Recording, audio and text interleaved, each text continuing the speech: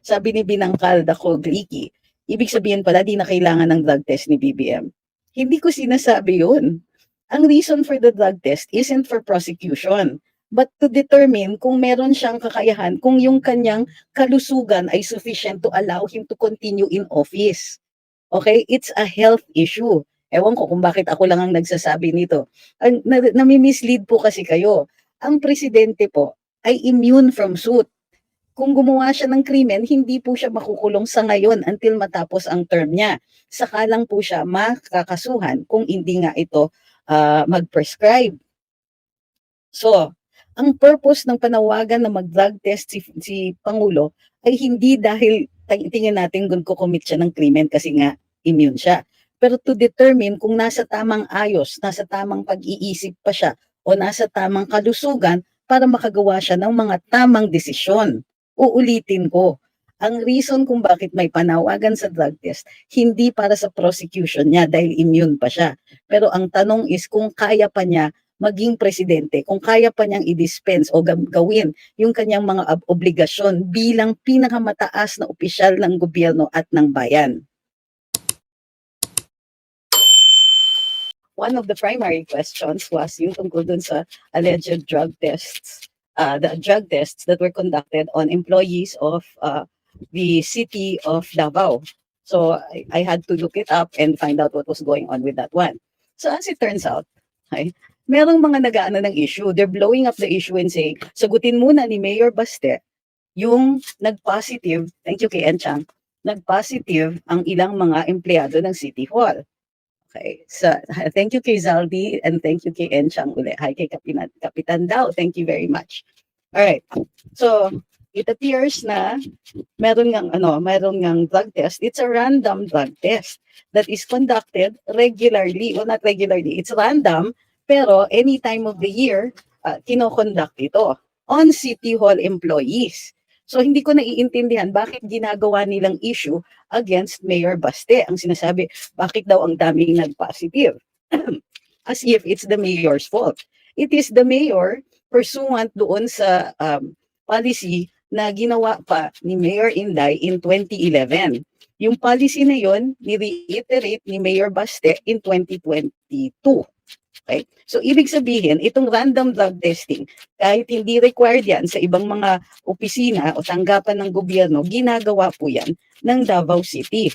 So, as usual, kinonduct siya and it turns out na may mga nag-positive. Now, hindi pa po final yung results niya. Well, although final yung results dun sa test, they are subject to validation. So yun po, presently, ang status niya. Sabi ni Mayor Baste, subject to validation. Kapag ma-validate yung findings, syempre bibigyan ng notice yung mga kawani na nag-positive sa mga ganyan. Now, it will also depend on, kumbaga, yung liability, parang pinapalabas ng ibang tao. Explain ni Mayor Baste bakit nag-positive yung ilang mga kawani ng City Hall. Bakit kasalanan ba niya na nag-positive yung mga yon? Siya nga ay isang nagpapa-drug test. Okay? Ang tanong nga, ang Malacanang ba nagpapa-random drug tests? So, di ba? And if nagpapa-random drug test sa Malacanang, everybody ba yan? Kasi sa Davao, ganun po talaga. At ni-reiterate pa nga ni Mayor Baste yung policy in 2022. So, bakit somehow ginagawang kasalanan ni Mayor Baste yung nag-positive yung mga empleyado niya? Now, also, bakit automatic ginagawa nilang ganon? Hindi pa subject to verification at wala pa pong notice and hearing. Bakit? Because sometimes there might be an explanation. Halimbawa, mayroong nagpa-positive for certain kinds of drugs kung merong legitimate na gamit. Okay? So, hindi pwedeng basta masisante pumabat nag-positive sa drug test. Okay? Baka nakakalimutan po niyang mga ng mga sutil yung mga ganyan. Kasi natatawa ako, lumilitaw dun sa comment section, pati dun sa natin kahapon, sa live natin kahapon, ang daming may mga trolls na nagtatanong, explain nga ni Mayor Baste bakit maraming nag-positive sa kanya. First of all, define marami. Ilan ba yon? Out of how many? Number 2, bakit si Mayor Baste ang pinananagot ninyo? Kaya nga nag-positive yung mga yan dahil sa random drug test na polisiya din ni Mayor Baste. So bakit nagiging kasalanan niya? Okay, number 3, subject to verification pa yan. Okay, assuming, kumbaga, uulitin yung drug test or titignan kung yung drug test na yon ay reliable. Number 4, subject to notice and hearing kung ano ang magiging status ng mga empleyado na yon. Sila po ba ay masisisante? Sila po ba ay masususpend? Sila po ba ay mapo-probation or something like that? Mawa-warning. Okay? They will still be subject to processes. Or siguro itong mga tolls, hindi nila naiintindihan kung ano ang due process. Palibasa yung sinasanto nilang opisyal hindi marunong ng ganon or masyadong abusado at hindi marunong mag-institute ng mga ganitong mga ganitong due processes. Okay? So, ano yung malliance? Sabi ni Ma'am Agnes, malliance na malliance. Tinatrabaho nila si Mayor Baste. Oo, tinatrabaho talaga siya. Sabi ni Ma'am Bedak, parang may nagbabalasa ng barahan. Nagpapaypay po ako, nandito ako sa labas, nasa tabing, well, not exactly tabing dagat, nasa kubo ako. So, hindi po ako nakaupo sa aircon. Sabi ni Ma'am, Lady in Red, good evening po. Halata naman po na gusto talaga nila na maalis ang mga Duterte sa daming lugar sa Pinas na talamak ng droga. Bakit ang Davao? Imbestigahan nila si Vivian para may kabuluhan. Yun na nga. Thank you kay Angge Sevilla at kay Kapitan daw. Natatawa po ako kasi of all the things na gusto nilang gawing issue ay ganito, drug test talaga. Hindi nga yan national government policy. And as a matter of fact, hindi nga yan in Davao at least meron silang random drug test. So para sa akin, yung pagsusutil o pagsasabi na bakit hindi ini-explain ni Mayor Baste, bakit niya i-explain? Hindi naman siya yung gumamit. Thank you ulit kay Kapitan daw. Sabi ni Greenhouse, di po ba may labor laws sa random drug test? Hindi po subject to labor laws ang government. Iba po, civil service laws po yan. So, wala naman po nag-challenge dun sa mga drug testing dito sa Davao. And actually, tama kayo, pwede yung i-challenge. Di ba sa COMELEC nga, challenge sa Korte Suprema yung validity ng requirement for drug test ng bawat kandidato. At sabi ng Korte Suprema, kung ang candidacy ng isang tao ay subject to a drug test, then that violates the due process requirement of the Constitution. Kasi hindi pwedeng mawawalan ka bigla ng karapatan mo na tumakbo just because you failed a drug test. Because failing a drug test without verification, without notice, without due process, without an opportunity for you to explain kung bakit ka nag-positive is a violation of the Constitution. Ulitin ko yan, ha? So, sa COMELEC, dati meron silang rule. Kailangan may drug test. Pag nag-fail ka ng drug test, i-deny hindi itatanggapin yung certificate of candidacy nyo. Okay. Pagka sabi ng Korte Suprema, hindi pwedeng yung rule na yan. That is unconstitutional kasi just because you fail a drug test doesn't mean automatically may krimen kang ginawa and therefore are not allowed to run for office. Kasi paano ka lang naman mapagbabawalan, tumakbo pag hindi ka nag-comply dun sa requirements like age, residency, and citizenship. Thank you kay Jehan Kovacs. Okay? Or, meron kayong tinatawag na civil interdiction. Ano yung civil interdiction? Kapag po ikaw ay guilty sa isang krimen at mayroong kang temporary or permanent disqualification from office. Okay? So, in the same here, yung paggamit random drug test that's conducted in a government office, hindi automatic na ibig sabihin nagdodroga ka o ibig sabihin na ikaw po ay nag-violate ng batas. Bibigyan ka pa ng pagkakataon na mag-explain. Pero i-verify muna yung mga resulta. Thank you kay Ma'am Valerie at kay Lupin. Tapos nun, bibigyan ka ng pagkakataon na mag-explain. Bakit ka nag-positive dito? So either mag-produce ka ng medical certificate na meron kang gamot na tinitake that would have led to those results. Meron pang ibang mga explanations din for that. But you must be given that opportunity. Okay? Hindi rin automatic ibig sabihin nun na ikaw ay user. At least for criminal purposes. Kailangan para mapatunayan na user ka ay merong ibang circumstances.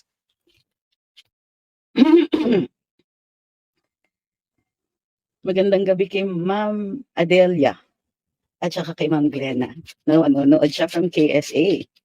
Alright? So, hindi ko naiintindihan kung bakit nagiging issue against Mayor Baste na may nag-positive sa kanyang mga empleyado. Hindi ko rin naiintindihan ano ba yung comms strategy nila para sabihin, "Naku, ang daming nag-positive sa drug test sa opisina ni Mayor Baste." I-explain niya 'yun.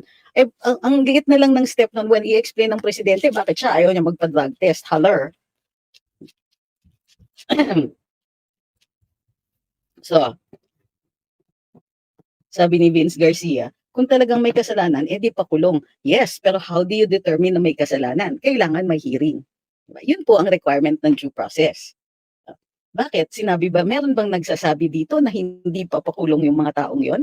At saka, ano yung kasalanan na sinasabi mo? At ano yung evidentiary requirement? Umabot po ba sa ganyan? Kasi like the Supreme Court has said, failing a drug test doesn't automatically mean you're a criminal. Kasi nga pwede pang i-explain yon. Bukod pa doon, maaari din na that's insufficient evidence for criminal prosecution. In some instances, pwede ka naman mag-plead guilty, you failed the drug test, wala kang explanation, plead guilty ka o kaya mag-voluntary commitment ka to a drug rehabilitation facility.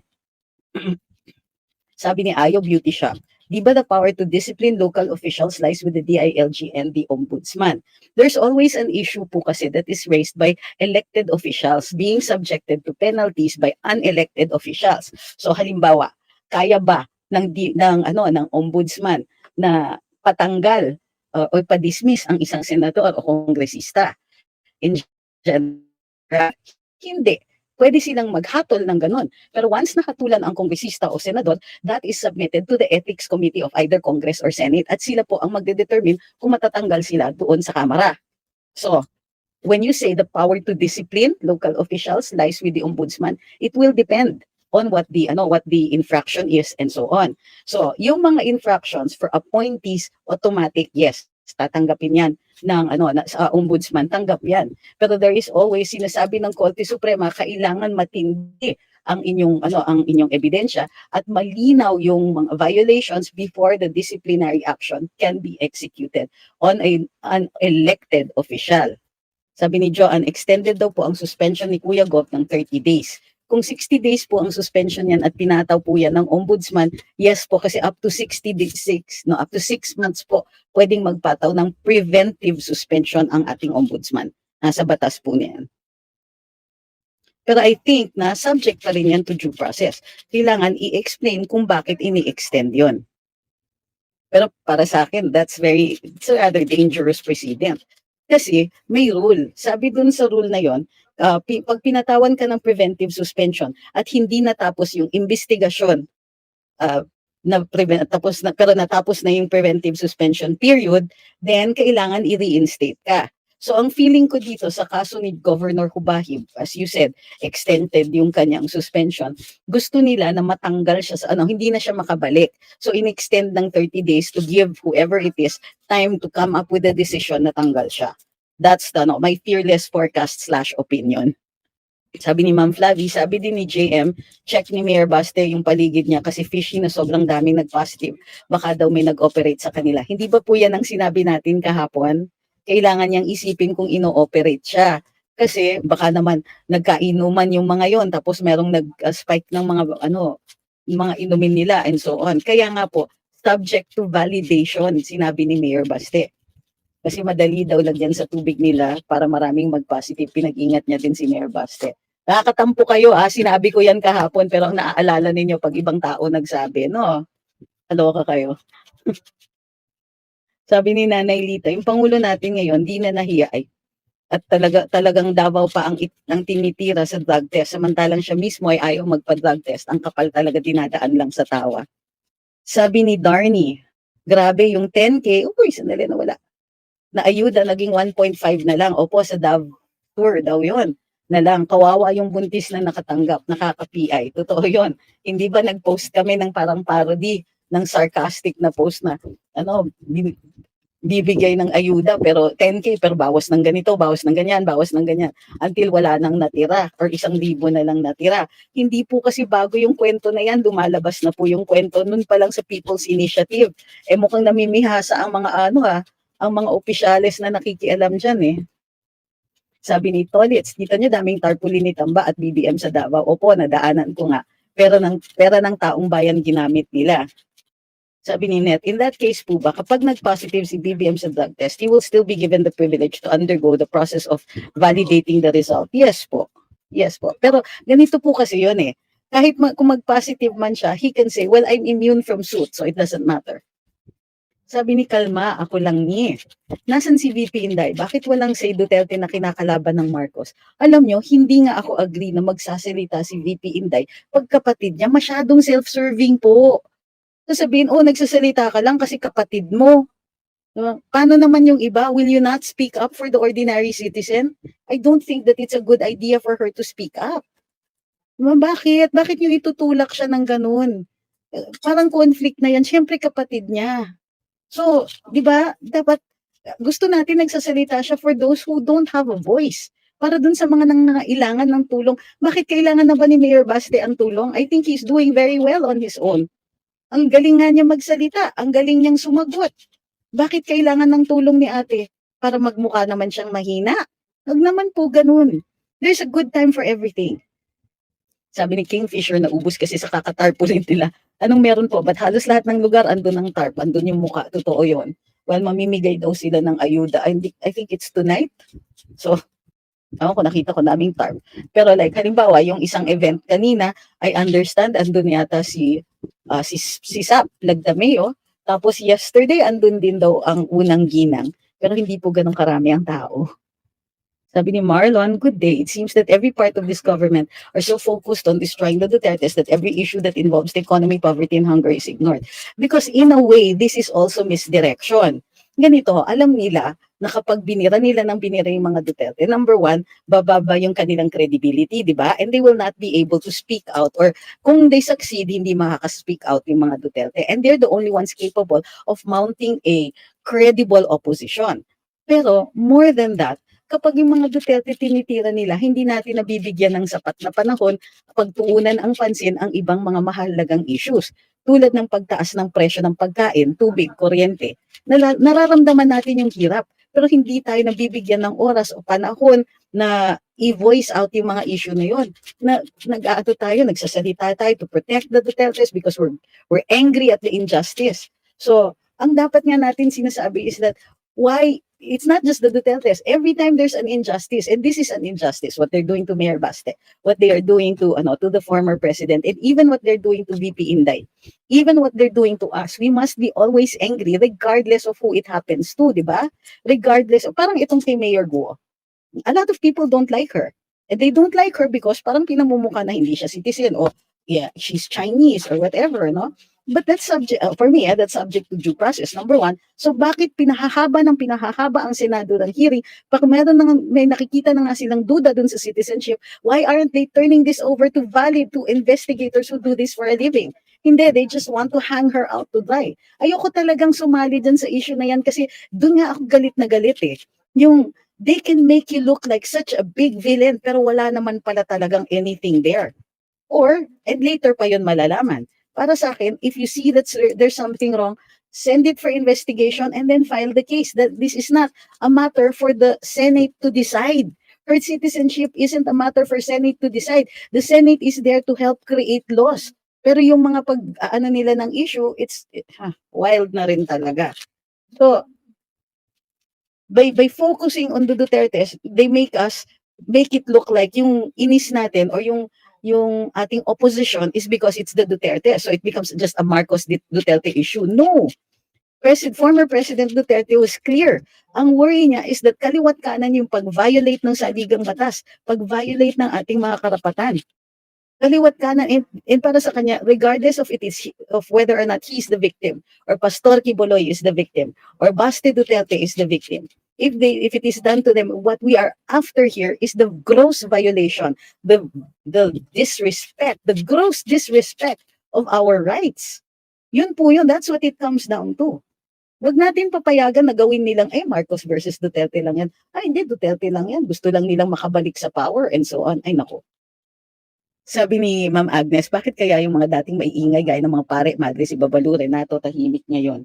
Ay nako, kasi invested sila noon sa anti-Duterte rhetoric nila. Ngayon na pareho na yung pinaglalaban, hindi nila ibibigay sa mga Duterte yung just issues. Di ba kakaloka?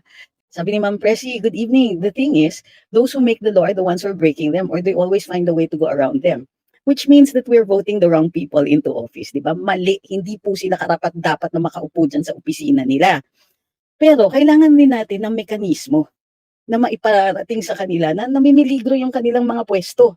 Kasi ang nangyayari, once nakaupo sila sa pwesto, ang lakas na ng power nila that they can actually find more ways to stay in office. Thank you kay Patrick Guevara. Di ba? Either yung mayaman sila, we don't know how, o kaya mayroon silang, they have enough powerful friends to help them. So, paano natin ma-exercise ang ating power? Well, naiinis ako kasi ginamit yung People's Initiative dun sa sa charter change. Pero pwede tayong magpa-People's Initiative to allow us yung directly by the people na magpatanggal din ng mga duly elected officials. Halimbawa, congressman, senador, ganyan. Hindi pwedeng super kampante sila na masyado silang di ba masyado silang, "Uy, elected na ako, pwede na lumabas ang sungay ko." Kailangan may paraan na nalalagari natin yung mga sungay na yon. Sabi ni Roel, paramihan ba ng TARP sa Davao? Parang biglang naging mura yung TARP, Kala mo naman magugustuhan sila ng mga taga Davao, mas matatalino mga tao sa Davao, hindi sila maloloko ng mga politikang ito. Huwag naman yung Davao lang. Hindi, maraming matatalino po sa Pilipinas. And yes, of course, ang swerte ng Davao kasi nandito yung mga Duterte. Pero, tingin ko marami naman po talaga ang matatalino. At nakikita naman na hindi na po sila napapersuade ng TARP. Pero, di ba, alam niyo yung nakakainis dyan? Yung ina-undermine nila yung honesty ng Pinoy. Na pag binigyan mo ng ayuda, ine-expect nila, may kabayaran yan, ha? Boto nyo kami. Para maulit pa yan. Sabi ni Ma'am Vivian, it's getting very Lisa po ang mga evil actions. Imagine, pinapasama ang mga bubuti targeting the model city of Davao and Mayor Baste, nakagalit po. O nga and from what I hear, they're really intent on removing not just Mayor Baste, but the Vice Mayor as well, para makontrol nila kung sino yung next na uupo. Thank you kay Andres, ha? Sabi ni Patrick, well, napatunayan na natin na hindi na tayo maloloko. Sadly, it's still, we still have to fight for this. Sabi ni Binangkal Dako Gliki, ibig sabihin pala, di na kailangan ng drug test ni BBM. Hindi ko sinasabi yun. Ang reason for the drug test isn't for prosecution, but to determine kung meron siyang kakayahan, kung yung kanyang kalusugan ay sufficient to allow him to continue in office. Okay? It's a health issue. Ewan ko kung bakit ako lang ang nagsasabi nito. Nami-mislead po kasi kayo. Ang presidente po ay immune from suit. Kung gumawa siya ng krimen, hindi po siya makukulong sa ngayon until matapos ang term niya. Saka lang po siya makakasuhan kung hindi nga ito mag-prescribe. So, ang purpose ng panawagan na mag-drug test si Pangulo ay hindi dahil tingin natin kung kukomit siya ng krimen kasi nga immune siya. Pero to determine kung nasa tamang ayos, nasa tamang pag-iisip pa siya, o nasa tamang kalusugan para makagawa siya ng mga tamang desisyon. Uulitin ko, ang reason kung bakit may panawagan sa drug test, hindi para sa prosecution niya dahil immune pa siya. Pero ang tanong is kung kaya pa niya maging presidente, kung kaya pa niyang i-dispense o gawin yung kanyang mga obligasyon bilang pinakamataas na opisyal ng gobyerno at ng bayan. Sabi ni Rose, may darating ba na EDSA kapag ganito na nangyayari? Kasi kung puro na lang tayo opinion sa social media. Ma'am Rose, bakit nandito po kayo kung nagagalit kayo sa opinion sa social media? Kailan ba ang balak ng mga taong sa Pinas na mag-EDSA 3 pa tayo gawin kaya? Ma'am, feel free po na umpisahan nyo. Wala akong issue with that. Kasi legal naman po yan. Ang sa akin kasi ma'am, parang iniisip ninyo na itong pagsasalita namin ay hindi action. Alam mo ma'am, kung hindi kami nagsasalita ng ganito, mataas pa rin ang ratings ni Pangulo. Hindi nyo malalaman itong mga pangyayari dito. Pero ang gusto po namin, ewan ko sa inyo, ako gusto kong makita na marami na po ang naliliwanagan. Marami na po ang nakakaintindi kung ano yung mga issues dito. Hindi po tayo katulad ng mga nakaupo sa pwesto na lokohan lang. Na, o sige, kunwari na lang, pro-admin kayo, bayaran ko kayo, tsaka may pakain ako, punta kayo dun sa mag-rally kayo for us. Yan, o punta kayo dito sa aming concert. Kasi libre at mamimigay kami ng ayuda. Hindi po tayo ganyan eh. Kailangan kung merong magsisipuntahan sa EDSA, unang-una marami, pangalawa, naiintindihan ng issues. So, ma'am kayo, kung sa tingin ninyo ay may sufficient na po kayong mga susunod sa inyo, I think we should all feel free to do what we think ought to be done. Merong iba na nag-organize, nagka-create sila ng mga grupo na sabay sila sa kanilang aksyon. Kung ang aksyon nila ay kilos protesta, then meron silang mga kasama. Yun po ang ang estado natin ngayon. May mga tao na nag-organize na magkakasama sila kung sakasakaling may panawagan ng kilos protesta, meron sila at magkakasama sila. Sinasabi ko lang na, ma'am, feel free po, okay lang po yun. Huwag niyo pong tanungin na bakit yung ibang tao hindi gumagalaw. Ang tanong kasi, babalik sa inyo yung tanong. Kayo po, gumagalaw na po ba kayo?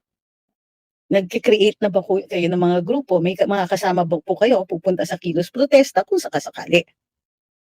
Sabi ni Gaming, puro pamumulitika inaatupag nila, hindi pagpapaunlad ng ekonomiya, buti pa si FPRD maraming nagawa. Sabi ni Ma'am Arlene, naku, Attorney Trix, kung talagang galawin nila si Baste, baka magkagulo na talaga ang Davao. Well, definitely magdami pong magagalit.